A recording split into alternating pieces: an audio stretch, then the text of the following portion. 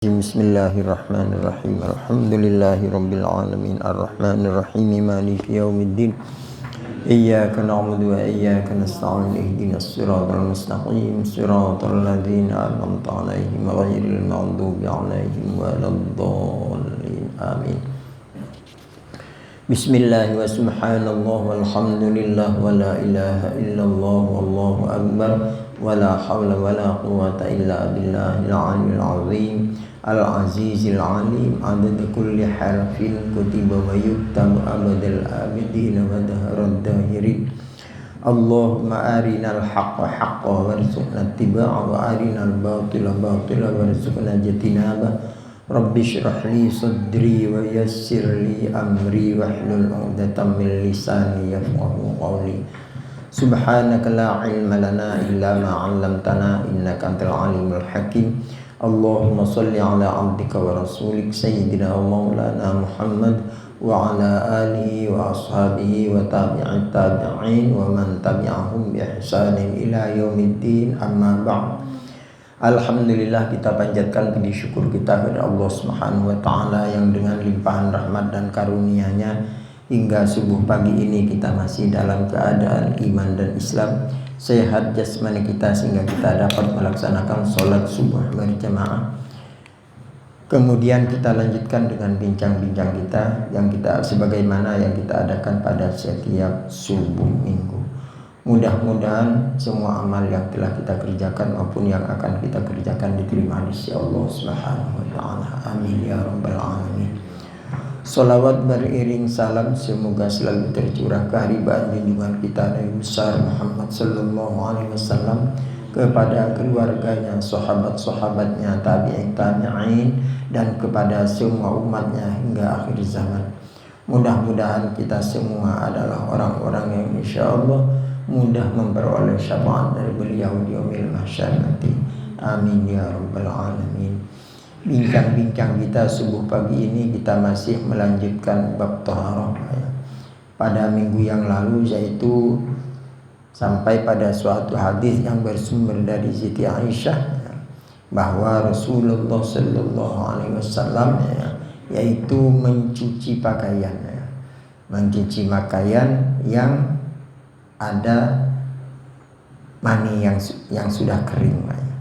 Artinya tidak dicuci keseluruhan, hanya dicuci pada tempat yang kena mani itu sendiri. Kata Siti Aisyah, wa ana anzuru ila atharil ghusli fihi, saya masih melihat basahnya pakaian yang dicuci itu. Kata sebagian hadis, di ujung hadisnya hanya cukup mengkerik itu kalau hadis, kalau mani yang sudah kering. Sekarang kita lanjutkan hadis selanjutnya, hadis nomor 5 dari bab taharah, yaitu yang bersumber dari Abi Samah. Abi Samah ini adalah nama lengkapnya adalah Iyad wa huwa khadim Rasulullah, dia adalah pelayan Rasulullah sallallahu alaihi wasallam. Orang kalau jadi pelayan itu yang lebih tahu dengan pekerjaan majikannya. Maka di sini disebutkan. Jadi Abi Samah atau Iyad ini adalah khadim Rasulullah sallallahu alaihi wasallam.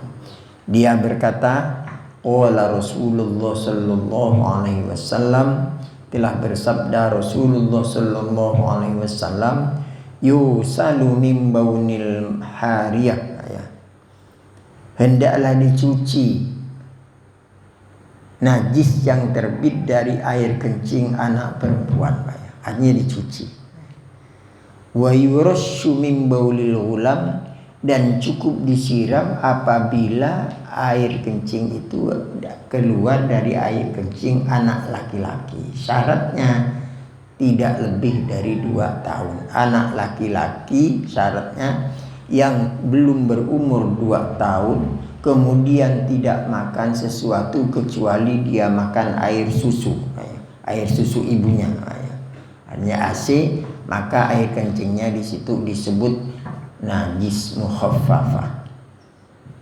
Najis itu dibagi 3 kelompok. Najis mutawassithah, yaitu najis yang paling berat, yaitu najisnya anjing dan babi. Kemudian najis mutawassithah, itu najis pertengahan. Semua najis itu masuk kategori najis mutawassithah. Apa tanda-tandanya najis mutawassithah? Dia punya 3 tanda. ada baunya, ada rasanya, ya. Kemudian ada warnanya. Jadi kalau 3 itu terpemakai itu najis mutawassithah. Nah, termasuk air kencing anak perempuan walaupun masih baru dilahirkan. Saya tidak mengadakan penelitian lebih jauh bahwa mengapa Rasul membedakan antara air kencing anak perempuan dengan air kencing anak laki-laki. Kita sebagai umatnya terima aja apa yang sudah dikatakan Rasulullah, karena bab ini yang diberitahu itu adalah Rasulullah. Tapi kalau anak kencing laki-laki cukup yurashu bil ma'. Nah, kalau dalam sebagian kitab fikih disebut jaryul ma', cukup disiram. Nah, itu kalau kencingannya. Jadi syaratnya tadi belum berumur 2 tahun dan tidak makan kecuali air susu ibu. Hadis ini diriwayatkan oleh Bukhari, oleh Abu Daud, An-Nasai dan disahkan oleh Imam Al-Hakim. Disahihkan hadis ini oleh Imam Al-Hakim. Jadi kalau kencing anak laki-laki itu namanya najis mukhaffafah, najis yang paling ringan. Najis mukhaffafah. Jadi 3 dari kategori najis. Najis mutawassithah ini yang perlu saya tegaskan. Najis mutawassithah itu terbagi 2. Ada namanya najis ainiyah. Najis ainiyah. Najis ainiyah ini dapat kita lihat, dapat kita cium, ada baunya. Kemudian ada warnanya, itu namanya najis ainiyah. Ada najis namanya najis hukmiyah. Hukumnya najis, tetap tidak sah kita bawa sholat. Tapi tidak ada baunya, tidak ada warnanya. Contoh, pas kita berdiri, anak kita kencing berdiri dekat kita, ada percikannya kena ke kain kita, jelas percikan air kencing. Itu tidak ada baunya. Kalau hanya percikan itu tidak ada baunya, tapi itu tetap najis. Itu namanya najis hukmiyah. Hukumnya najis. Hukumnya najis, kalau kita bawa sholat tetap tidak sah, tapi tetap najis, maka itu namanya najis hukmiyah. Bagaimana cara mencucikan najis hukmiyah? Maka sama hukumnya dengan tadi najis mukhaffafah, cukup disiram dengan air. Jadi najis mutawassithah itu dibagi 2, ada najis ainiyah, ada najis hukmiyah. Kata sebagian fikih, umpamanya kita lewat di jalan itu belum tentu suci. Apalagi daerah kita Pontianak, kadang-kadang ada anjing lewat, ada tai ayam. Pas kita lewat, pas hujan, waktu kita lewat, percikan air hujan itu kena pakaian kita, itu masuk kategori najis hukmiyah. Karena itu di dalam kitab fikih untuk melaksanakan sholat berjamaah menjadi uzur apabila hujan. Karena untuk menjaga itu. Kita lanjutkan. Selanjutnya hadis bersumber dari Asma. Wa an Asma binti Abi Bakrin radhiyallahu anhuma, dan bersumber dari Asma binti Abu Bakar radhiyallahu anhuma. Asma ini adalah Ummu Abdullah, dari Ibnu Abdullah bin Zubair. Jadi suaminya namanya Zubair, suami Asma ini. Asmanya putri Abu Bakar radhiyallahu anhu. Ini akan berbicara, Asma ini akan berbicara mengenai haid. Annan Nabiyya sallallahu alaihi wasallam qala, sesungguhnya Nabi Muhammad sallallahu alaihi wasallam bersabda. Jadi yang kalimat qala di sini ditujukan kepada pembicaraan Nabi, kepada ucapan Nabi. Mengapa kita tahu? Sebab kalau perkataan Asma yang akan dibicarakan tidak menggunakan kalimat qala, dia pasti menggunakan kalimat qolat. Karena yang berbicara perempuan. Jadi kalau qolat itu pasti perkataan Asma bin Abu Bakar. Tapi kalau qolah itu pasti perkataan Nabi. Qolah, bersabda Nabi sallallahu alaihi wasallam, fi damil haid, dalam masalah darah haid, yusibus saubu, yang mengenai pakaian. yang mengenakan pakaian. Tahudnuhu yaitu dibuang, dibersihkan ya. Summa taqriduhu, kemudian digosok bil ma'i dengan air, artinya dicuci dengan air. Dicuci dengan air. Summa tanduhihi, ya. Kemudian setelah digosok tadi yang darah itu dibasahkan, ya. Dibasahkan kemudian digosok, setelah digosok disiram dengan air. Karena apa? Nah, darah ini termasuk najis mutawassito. Summa nusolli fihi. Kemudian kami diperbolehkan setelah dibersihkan, setelah digosok kemudian disiram, artinya darahnya sudah tidak ada. Summa nusolli fihi, kemudian kami diperintah sholat menggunakan pakaiannya. Artinya apa? Itu sudah suci. Yang harus kita jaga, terutama ibu-ibu, kalaulah pakaian yang najis, contoh apa aja, bukan hanya berbicara darah, bukan berbicara hanya darah, pakaian yang kena najis, contoh celana dalam anak kita, udah jelas air kencingnya. Kalau mau mencuci jangan dicampur dengan pakaian yang suci karena hanya kotor. Pakaian kita kayak gini, kain nggak apa. Kalau tidak najis itu kan hanya kotor, hanya bau keringat. Ya. Tapi kita cuci. Pakaian yang demikian jangan dicampur dengan pakaian yang kena najis. Karena najis nanti kena semua najisnya, maka harus dipisahkan. Pastikan pakaian yang najis itu baru boleh dicampurkan, hilangkan dulu najisnya, baru boleh dicampurkan. Jadi caranya kayak gitu. Hadis yang diriwayatkan oleh Siti Aisyah ini, si Al-Asma ini diriwayatkan oleh Imam Bukhari dan Muslim. Jadi hadisnya cukup kuat ya. Maka itu caranya kalau menghilangkan darah. Bagaimana kalau umpamanya darah yang sudah kering sulit untuk menghilangkan warnanya, ya. Maka itu menjadi najis ma'fu. Contoh, ya. Kadang-kadang pakaian yang kayak gini ini biasa kalau saya, ya. Kalau saya pas sholat tahajud tidak terasa kita ada nyamuk gigit, tidak terasa karena gelap. Tahu ndaknya habis sholat subuh.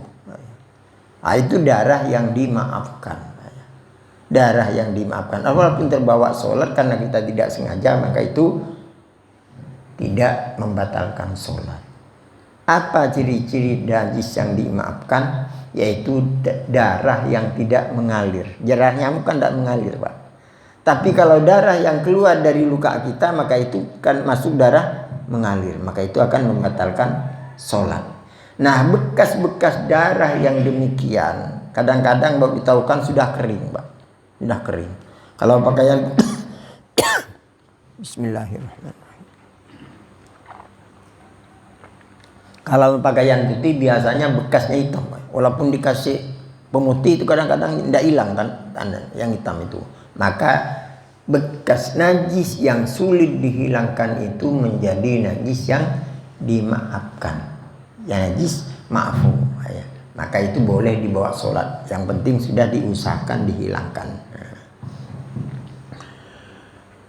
Kemudian yang ketujuh, hadis yang ketujuh bersumber dari Abi Hurairah radhiyallahu an qala, berkata Abu Hurairah, qalat haulah, berkata haulah. Nah, ini perkataan seorang perempuan. Kalau kalimat menggunakan qalat pasti perkataan perempuan.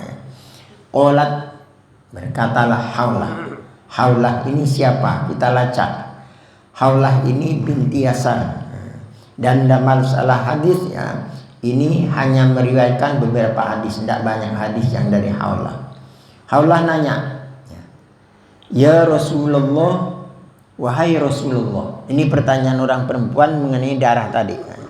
Kalau tadi hanya membicarakan cara menyucinya, kalau Asma. Ini Haulah nanya pada Rasulullah, ya haula ya Rasulullah, maka kalimat itu baik kalau ada ya. Kalau akan dia ya itu namanya kalau kata orang ahli nahwu ya munada, ya pemanggil. Ya Ahmad, ini wahai Ahmad. Jadi ya ini kalimat Rasul tidak boleh dibaca Rasulullah kalau ada ya-nya. Kalau ada ya-nya harus dibaca ya Rasulullah. Karena ya munada menjadi amil nasab. Ya Rasulullah, ya Rasulullah, hai Rasulullah. Fa illam yadhhabid dammi. Kalau bagaimana kalau tidak mau hilang bekas darah itu, ya. Tidak mau hilang. Qala dijawab oleh Nabi, yakfikil ma. Kalau laki-laki berbicara dengan laki-laki pasti menggunakan kalimat yakfikal. Ini yakfikil ma. Cukup kamu siram dengan air, wala yadurruki atharuhu, dan tidak apa-apa yang tinggal bekasnya yang tidak mau hilang itu. Ini yang saya ceritakan tadi, bekas najis yang itu yang sulit dihilangkan walaupun dia dipakai pemutih, Pak ya. Itu kalau pakaian saya biasanya kayak gitu, pakaian putih. Karena kalau saya kalau pakaian kayak gini kalau luhur asar enggak, saya pakaian kayak gini hanya dipakai untuk mulai sholat tahajud sampai sembahyang subuh, ya. Jadi kadang-kadang sampai balik dari masjid duduk mau baca Quran kadang-kadang ada darah, ya. Jadi kalau itu dicuci dan ada tinggal bekasnya, maka darah itu tidak merusak ibadah kita, karena itu najis yang dimaafkan. Hadis ini adalah diriwayatkan oleh Imam Tirmidzi dan Ibnu Hibban, ya. Sanadnya dianggap dhaif, tapi sanadnya dianggap dhaif tapi kandungannya sahih, ya, karena tidak bertentangan dengan hadis yang pertama. Nah, itulah hal-hal yang berkaitan dengan masalah thaharah. Nah, sekarang kita akan berbicara satu bab lain, yaitu bab yang sudah kita kerjakan, ya. Bab ini umum dikerjakan laki-laki dan perempuan. Nanti saya akan menjelaskan panjang lebar kalau masalah ini, yaitu bab wudu. Babul wudu, apa wudu itu, ya? Wudu itu yaitu pekerjaan untuk bersuci yang menggunakan air fil a'dha'il arba'ah, yaitu pada anggota yang 4. Nanti kita ceritakan, kita ambil satu-satu. An Abi Hurairah radhiyallahu an, dari Abu Hurairah radhiyallahu an, mudah-mudahan Allah ridho kepadanya, ya. An Rasulillah sallallahu alaihi wasallam. Nah, ini kalau ada an, ya tidak bisa dibaca Rasulullah lagi. An Rasulullah tidak mau, ya. Karena ada huruf an. An itu huruf jar. Dari Rasul majrul bi an. Jadi kalau orang ngerti nahwu itu, Pak, orang baca dengar suaranya dia tahu salahnya. Tahu salahnya. Lalu umpamanya saya baca an Rasulullah atau an Rasulullah, itu kalau orang ngerti tahu dari mana suara saya dengar itu tahu. Oh, itu salah, orang tidak ngerti itu. Pasti tahu. Kenapa?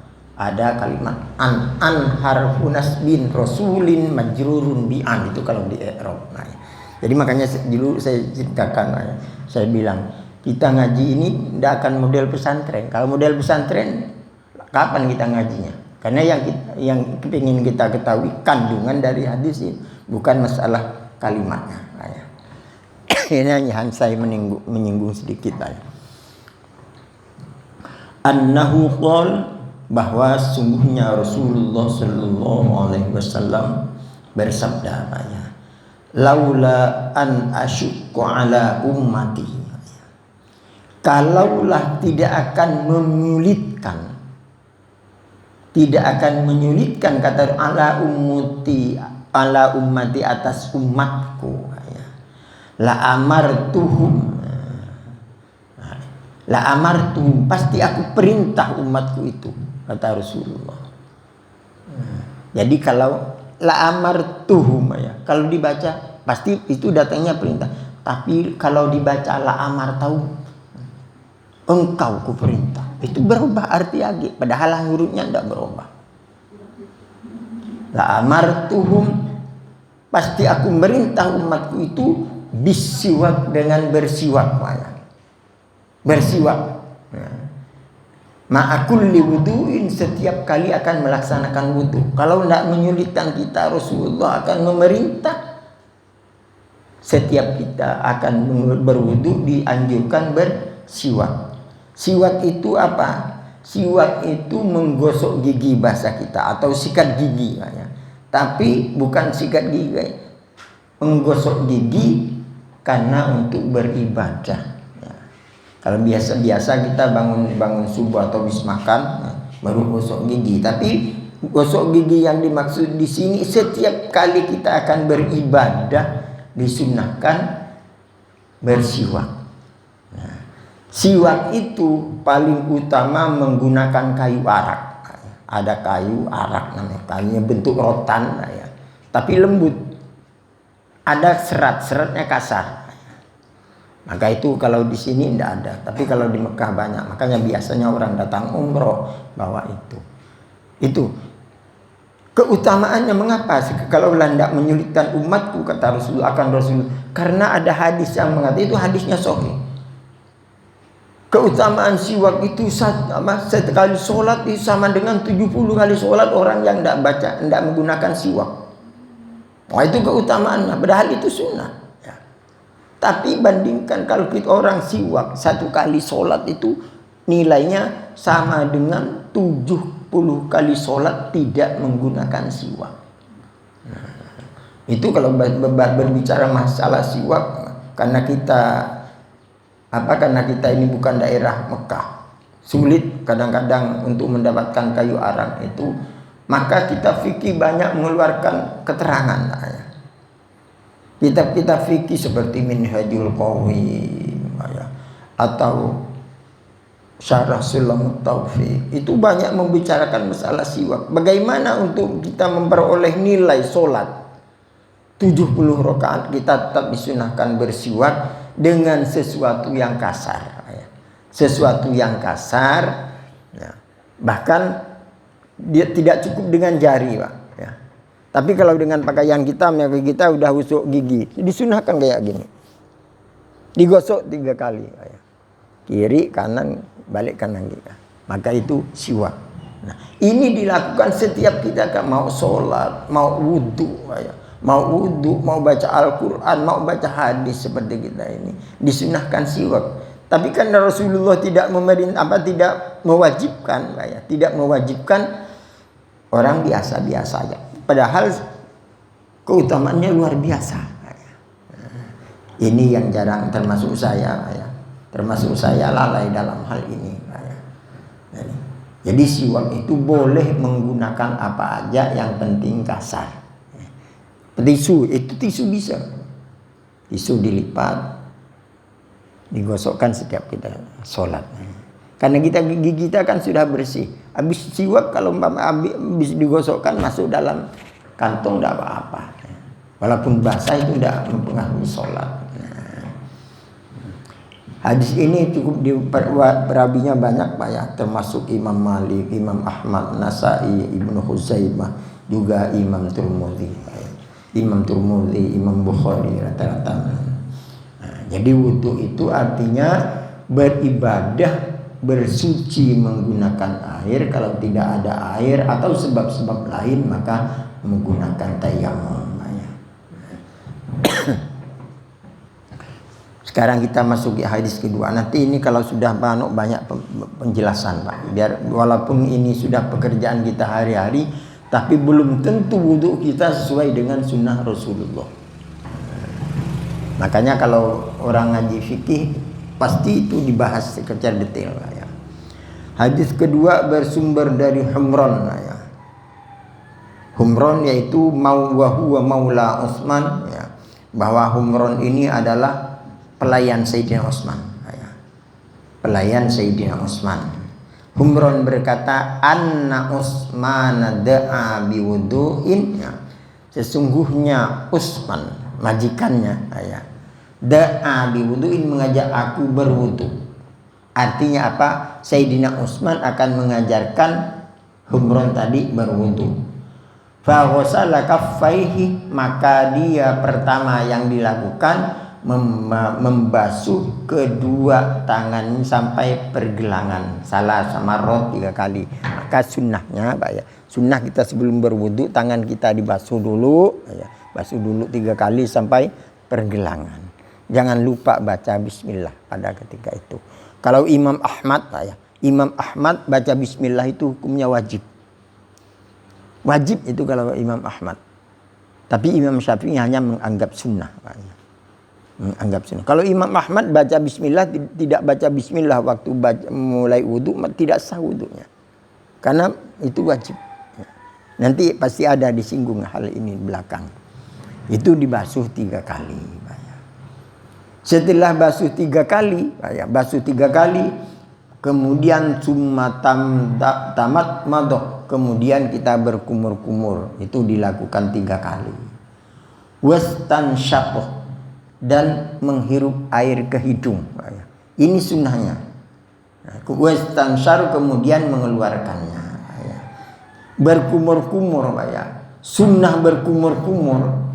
Ini saya contohkan. Bismillahirrahmanirrahim. Disunahkan waktu berkumur-kumur wudu kayak gini. Apalagi bangun tidur. Disunahkan kayak gitu Pak. Orang yang membiasakan berwudu berkumur-kumur model ini, model yang saya contohkan ini, nanti kalau sakaratul maut mudah keluar rohnya. Mudah keluar rohnya. Maka biasakan kalau kita habis wudu subuh atau yang bukan.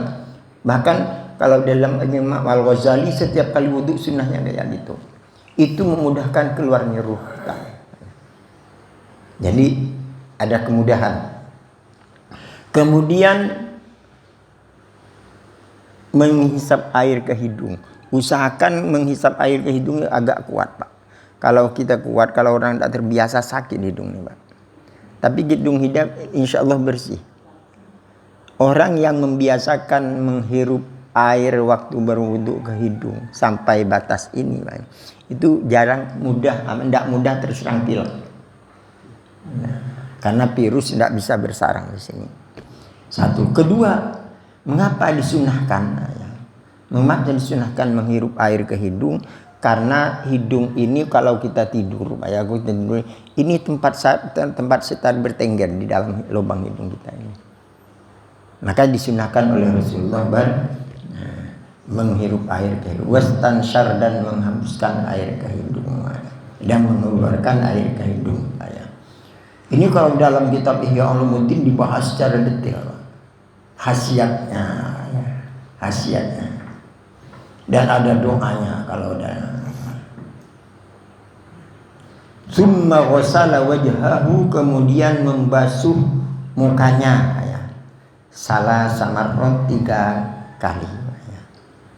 Setelah basuh muka, jadi basuh muka Pak ya. Kalau kita cuci muka, mulai dari tumbuhnya rambut sebelah